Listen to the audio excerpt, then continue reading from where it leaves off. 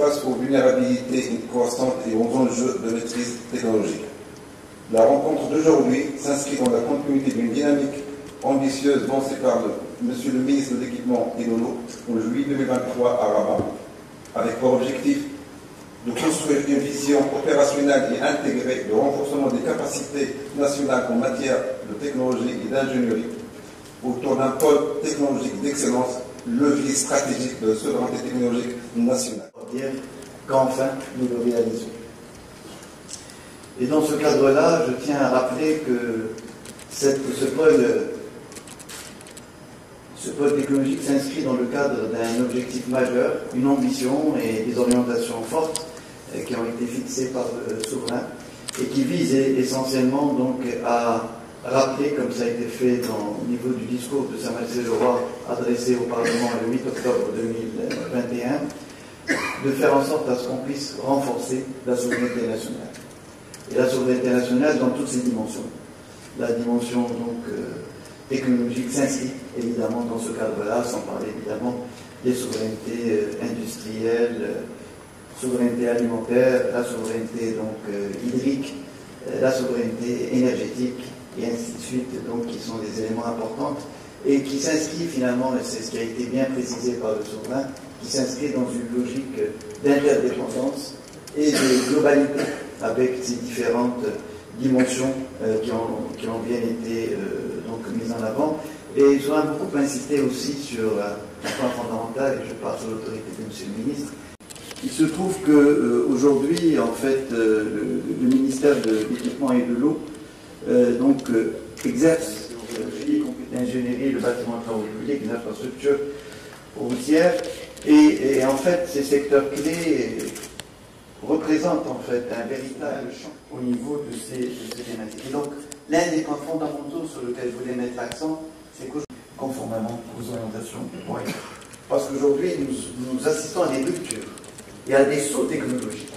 Et c'est ce qui fait qu'aujourd'hui, on n'est pas dans une logique de continuité, mais on est dans une logique de rupture qui nous amène finalement, qui bouleverse toutes nos croyances, tout notre savoir, et qui nous amène véritablement à être, je dirais, donc au diapason de ces évolutions et de pouvoir, ce qui bouleverse beaucoup de notre façon d'être. Et comme vous le savez, le Maroc a été un des pays qui a été le plus affecté. Nous sommes à notre 7e année de sécheresse consécutive, nous sommes un pays le plus affecté par ces changements climatiques, mais aussi par ces bouleversements et par cette transition qu'on doit absolument accompagner, que nous vivons.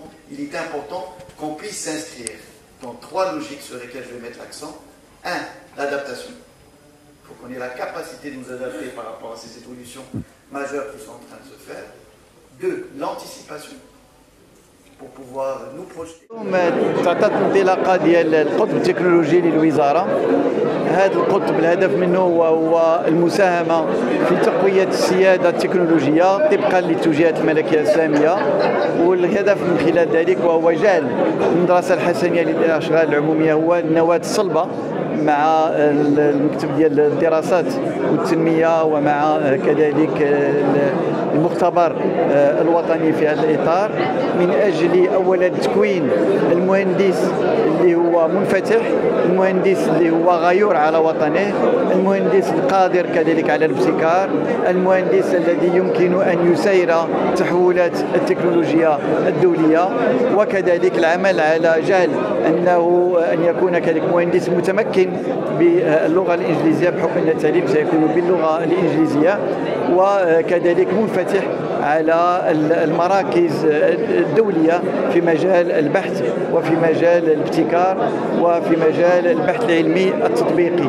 وكل ذلك لمواجهه التحديات والانخراط في التحولات التي تعرفها بلادنا كقطب صاعد على الصعيد الجوي، في مجال التغيرات المناخيه، في مجال الطاقه، في مجال الهيدروجين الاخضر، في مجال المتعلق بالرقمنه، في المجال ديال الذكاء الاصطناعي، وفي المجالات المتعلقه كذلك بالفيزياء الكانتيه، فكل ذلك يدخل في هذا التحول الكبير الذي اعطانا اليوم لكي نكون في مستوى الرهانات المستقبليه.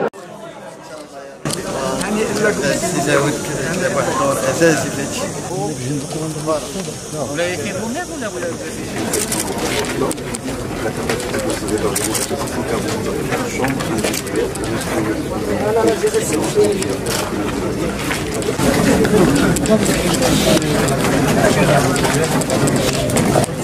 Alors, là, il y a les 4 ici, il y a 5 bâtiments d'hébergement pour les étudiants et un bâtiment pour les visiteurs VIP.